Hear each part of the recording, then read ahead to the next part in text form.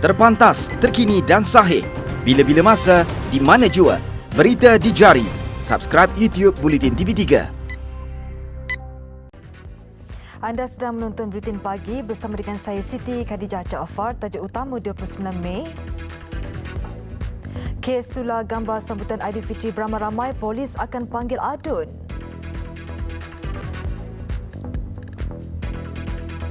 Juga tempoh 3 hari untuk pemilik perniagaan di Ibu Negara aplikasi sistem KL Step.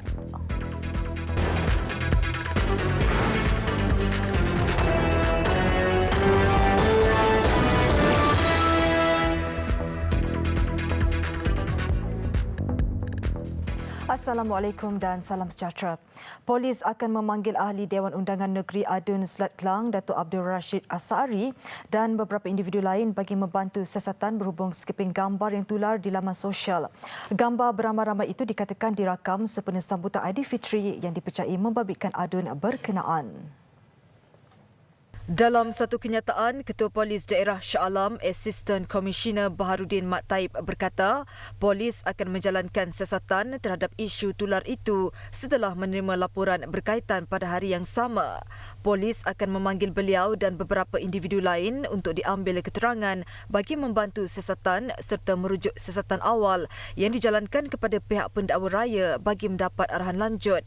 Siasatan kes akan dibuat mengikut Peraturan 7/1 Peraturan Pencegahan dan Pengawalan Penyakit Berjangkit 2020. Sabit kesalahan boleh dihukum di bawah Peraturan 15/1 Peraturan sama selain didenda tidak melebihi RM1,000 atau dipenjara selama tempoh tidak melebihi 6 bulan atau kedua-duanya sekali. Semua pemilik perniagaan di Ibu Negara diberi tempoh 3 hari bermula semalam untuk mengaplikasikan sistem KL Step bagi merekodkan butiran peribadi pelanggan. Ia setelah Dewan Bandaraya Kuala Lumpur DBKL melancarkan aplikasi berkenaan bagi memudahkan butiran peribadi pelanggan. Direkodkan menggunakan kaedah imbasan QR Code yang diletak di pintu masuk premis perniagaan. Datuk Bandar Kuala Lumpur Datuk Nur Hisham Ahmad Dahlan berkata, melalui aplikasi KL Step, pelanggan tidak perlu lagi menulis butiran peribadi dalam buku yang disediakan seperti sebelum ini dan hanya perlu mengimbas QR Code menggunakan telefon pintar masing-masing. Beliau berkata demikian selepas melancarkan aplikasi KL Step di salah sebuah pusat beli belah di Ibu Negara semalam. Katanya selepas mengimbas QR Code, pelanggan perlu memasukkan nama, nombor telefon serta suhu badan untuk direkodkan sebelum klik pada butang hantar pada aplikasi berkenaan. Kehadiran pelanggan di premis perniagaan akan dapat direkodkan melalui aplikasi KL Step yang memudahkan Kementerian Kesihatan membuat pengesanan hubungan rapat jika berlaku kes positif COVID-19 berpunca daripada kunjungan di premis perniagaan terbabit.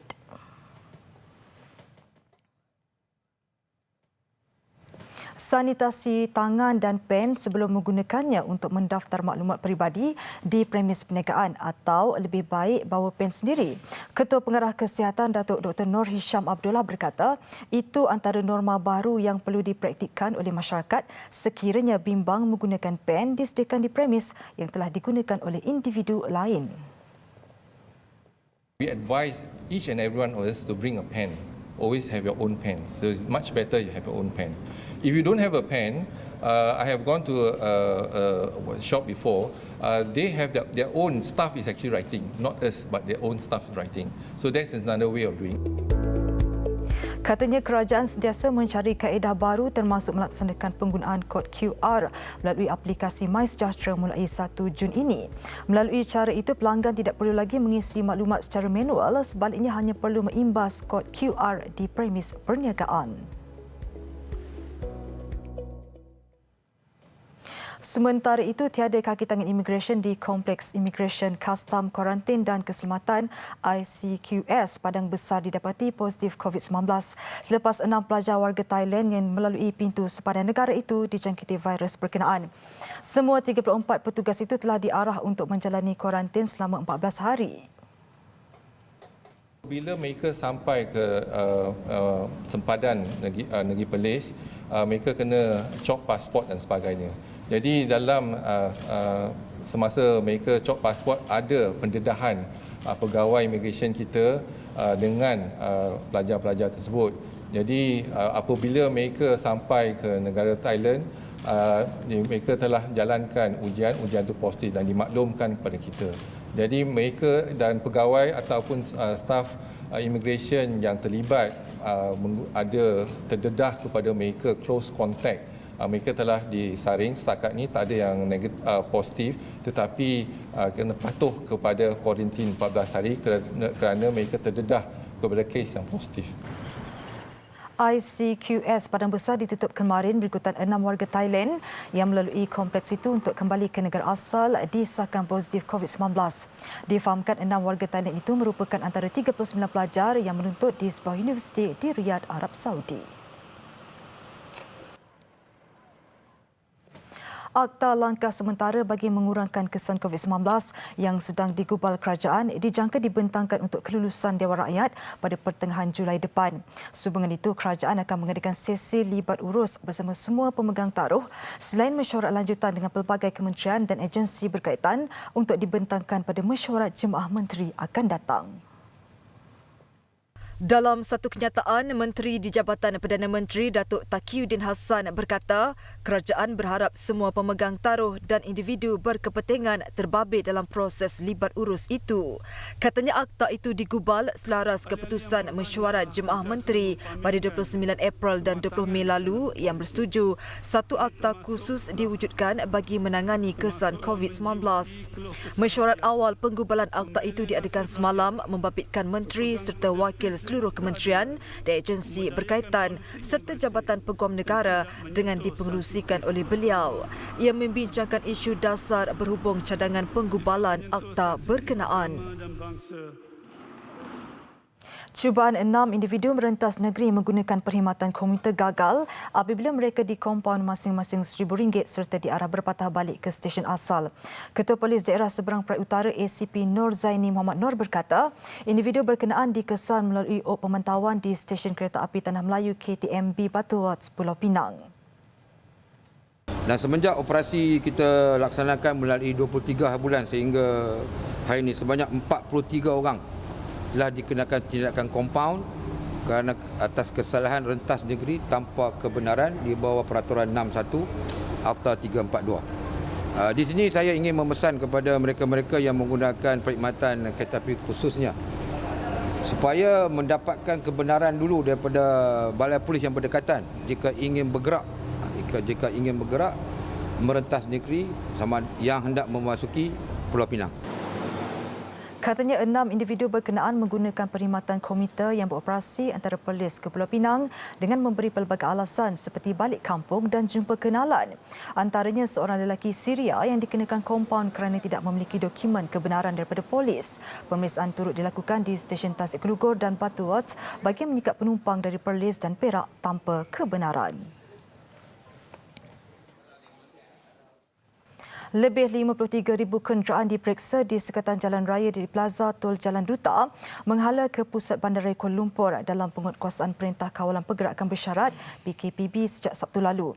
Ketua Polis Kuala Lumpur Datuk Seri Mazlan Lazim bagaimanapun berkata, kebanyakan mereka yang diperiksa didapati hanya merentas daerah dengan tujuan untuk bekerja terutama yang terlibat dalam perkhidmatan penting. Memang mereka ni menunjukkan surat yang bahawa mereka ni adalah essential service yang perlu mereka pergi ke tempat kerja mereka. So walaupun kita tegaslah dalam perkara ni dan pas untuk memastikan bahawa tiada mereka yang terlepas yang merentas negeri terutamanya melakukan kesalahan di bawah Akta 342 ni.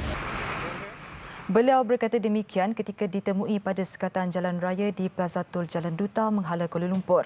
Sementara itu 189 pasukan pemantau ditubuhkan bagi memantau pematuhan orang ramai terhadap arahan PKPB sejak Sabtu lalu. Susulan itu 206 kompaun dikeluarkan terhadap orang awam kerana melanggar PKPB termasuk tidak menjaga penjagaan sosial, meraihkan Aidilfitri melebihi 20 individu pada hari raya pertama serta mengadakan aktiviti ziarah pada hari raya kedua. Sementara itu, pusat hiburan masih tidak dibenar beroperasi sepanjang PKPB. Tegas Datuk Seri Mazlan, semua pemilik, operator dan pengurusan pusat hiburan perlu akur dengan arahan berkenaan. Saya minta lah tuan-tuan punya pusat hiburan janganlah beroperasi lagi. Saya minta jangan beroperasi lagi kerana dia ini akan mendatang masalah kepada penyakit ini menular. Katanya penjarakan sosial agak mustahil jika pusat hiburan dibenar beroperasi. Justru polis akan mengambil tindakan tegas di bawah Akta 342 PKPB jika ada pemilik pusat hiburan yang ingkar.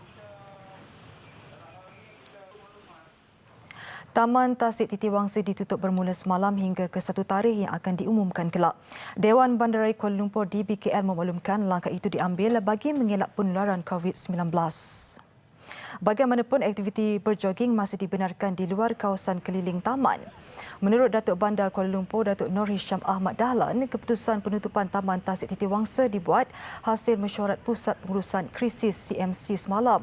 Ia selepas DBKL mendapati kadar pematuhan yang rendah terhadap prosedur operasi standard SOP oleh pengunjung, khususnya membabitkan penjarakan sosial. Pemantauan akan diteruskan untuk 15 lagi taman awam seliaan DBKL bagi melihat sejauh mana pengunjung patuh kepada SOP ditetapkan. Kerajaan Pahang menggantikan kediaman baru lebih selesa kepada penghuni di 15 rumah setinggan di Tanjung Lumpur, Kuantan yang diroboh Rabu lalu. Setinggan di Kampung Teluk Baru itu diroboh untuk membolehkan projek naik taraf jalan pesisiran pantai Tanjung Lumpur dilakukan. Semua penghuni rumah setinggan yang dibina di atas tanah kerajaan negeri sudah diarah berpindah ke penempatan baru di Kampung Pak Mahat. Pengerusi Perumahan dan Kerajaan Tempatan Pahang, Abdul Rahim Muda berkata, semua penghuni sudah diberi notis 14 hari mengosongkan rumah setinggan sebelum ini. Kerajaan negeri akan membantu untuk mereka yang tinggal di sini supaya ditempatkan tempat yang lebih selesa. Sebab tanah ni duduk secara tidak sah, jadi membantukan pembangunan di kawasan sekini. Katanya generasi pertama penempatan harap itu sudah dibantu Kerajaan Pahang pada tahun 2013 dengan bayaran pampasan dan ditempatkan di perkampungan Pak Mahat. 15 penduduk yang diarah berpindah ini ialah generasi kedua dan penduduk baru yang menetap di kampung berkenaan. 6 individu direman kerana terbabit dalam satu pergaduhan di Pecai berpunca daripada bermain mercun di Wakaf Cik Yeh, Kota Baru, Kelantan Selasa lalu. Semua suspek berusia 13 hingga 47 tahun membabitkan 3 beranak dan pekerja kedai makan. Sebelum ini, video berdurasi seminit 37 saat yang memaparkan pergaduhan membabitkan 2 kumpulan itu tular. Menurut Ketua Polis Kelantan, Datuk Hasanuddin Hassan, seorang lagi remaja berusia 12 tahun yang turut terbabit dibebaskan. Dikatakan mercun tu hampir terkena kepada salah seorang pekerja kedai kedai nasi ayam gitulah di situ.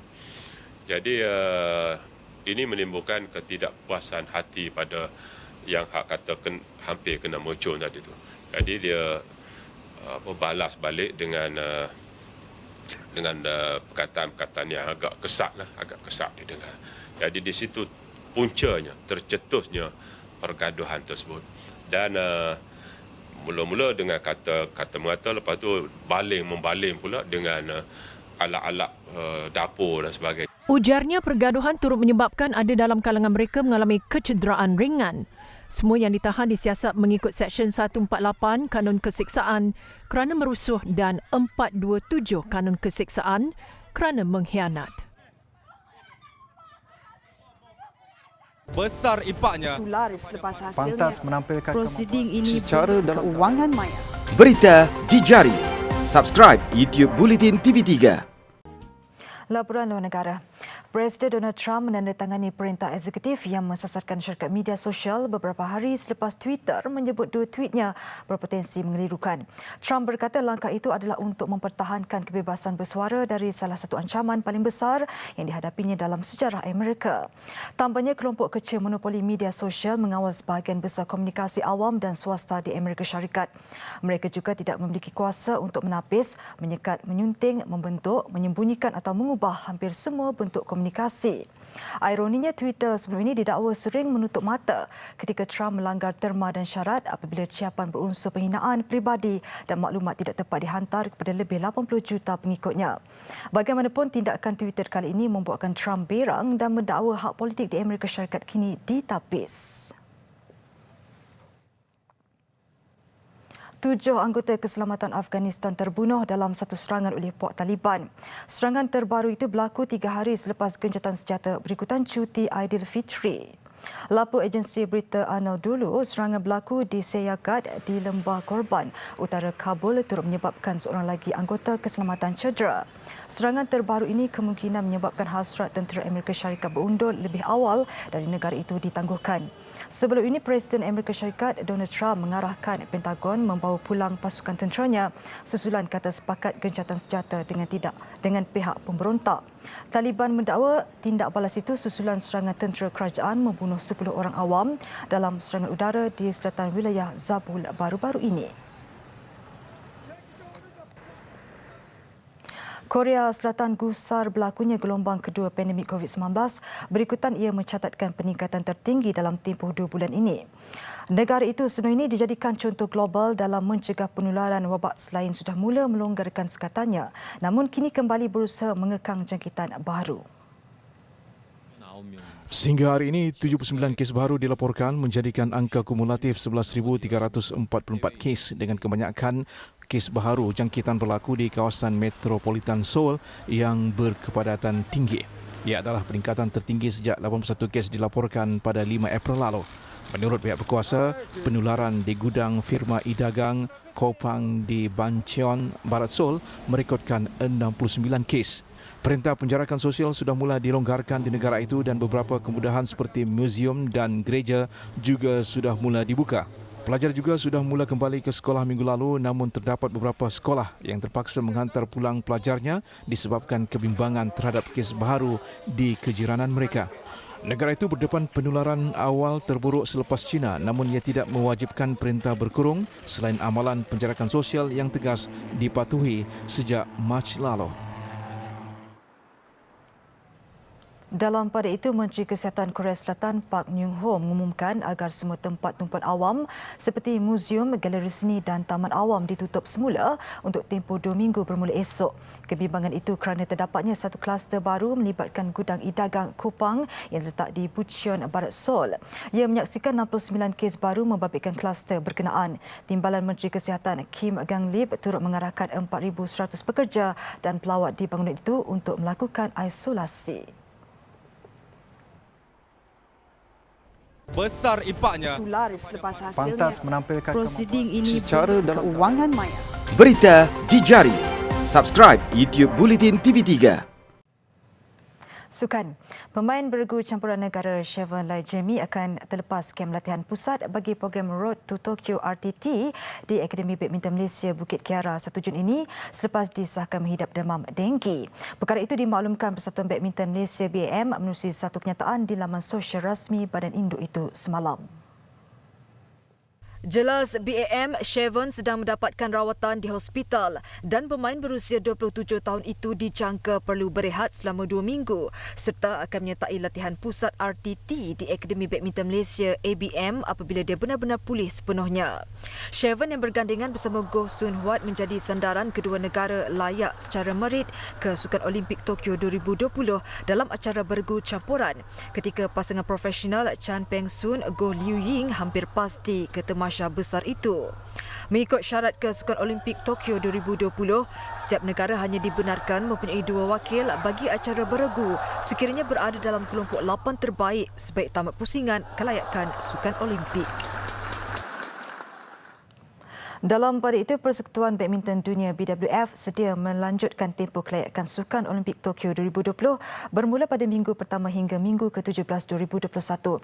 Ia merangkumi kejohanan terpilih yang ditunda, dibatal atau digantung berikutan wabak COVID-19. Dalam satu kenyataan yang dikeluarkan BWF, Badan Induk Badminton Dunia itu menjelaskan kejohanan yang terpilih mesti diselesaikan menjelang minggu ke-17 2021. Namun kejohanan yang dijadualkan semula bagi penghujung 2020 di bawah kalendar kejohanan BWF yang dirombak dan diumumkan minggu lalu tidak termasuk dalam proses kelayakan. Tabah BWF ini bermakna hanya kejohanan edisi 2021 akan diambil kira untuk kelayakan. Dalam kenyataan yang sama, BWF berkata kejohanan antarabangsa badminton para Sepanyol 2020 yang dibatalkan akibat COVID-19 kini dimasukkan di bawah sistem kelayakan yang diubah suai bermula 1 Januari hingga 28 Mac 2021. Jago baling tukul besi negara Jackie Wong yang pulih sepenuhnya daripada wabak COVID-19 percaya dirinya mampu kembali mencapai kegemilangan dalam sukan yang diceburinya selepas ini. Atlet berusia 28 tahun itu juga berharap dia dapat menjalani semula latihan seperti biasa di Majlis Sukan Negara MSN bersama jurulatih dan rakan-rakan sepasukan. Berita Jackie pulih sepenuhnya dari wabak COVID-19 sememangnya melegakan seluruh peminat dan pemerhati sukan tempatan selepas dia menerima rawatan selama 73 hari di Hospital Sibu, Sarawak. Sejurus dibenarkan keluar dari hospital Rabu lalu. Jackie berkongsi pengalamannya selama ini dengan berdoa, menonton video balingan dan menjalani latihan di wad selama 2 jam menerusi panggilan video dengan jurulatihnya Gu Yuan. Selama ini saya tidak pernah henti menjalani latihan. Melalui keadaan saya percaya mampu saya membuktikan yang ini tiada side effect pada saya selepas saya sembuh daripada COVID-19 dan tidak akan mempengaruhi kehidupan saya seterusnya. Saya juga berharap akan kembali ke MSN untuk menjalani latihan seperti biasa di Padang MSN dengan jurulatih saya dan juga teammate saya.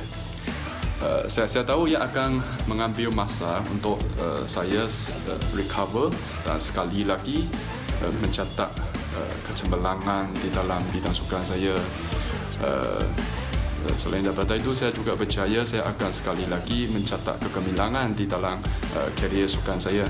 Pada masa sama, Jackie meminta individu yang tidak bertanggungjawab melemparkan tuduhan dan menyebarkan kabar angin yang tidak benar kepada diri dan ayahnya agar berhenti melakukan perkara berkenaan.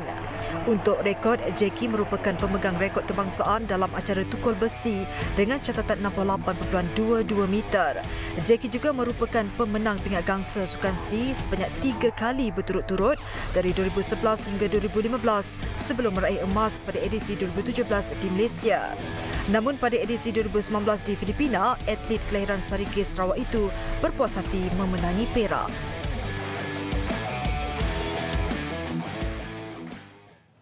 Sekian paparan Buletin Pagi. Terus patuhi amalan jarak sosial dan sentiasa jaga kebersihan diri. Saya Siti Khadijah Jaafar. Assalamualaikum dan salam hormat.